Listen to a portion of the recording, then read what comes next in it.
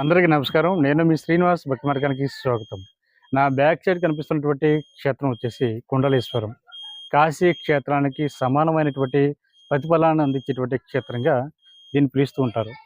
కుండలేశ్వర క్షేత్రం ఎక్కడ ఉందని చాలామంది మిత్రులైతే అడుగుతున్నారండి. చాగంటి కోటేశ్వర గారు చెప్పినటువంటి ప్రశ్న ఆధారంగా కుండలేశ్వర క్షేత్రం గురించి తెలుసుకోవాలని ప్రతి ఒక్కరు కూడా కోరుకుంటున్నారు. ఇది కోనసీమ జిల్లా కాట్రేనికోట మండలంలో ఉన్నటువంటి పరమ పవిత్రమైనటువంటి పుణ్యక్షేత్రం అండి.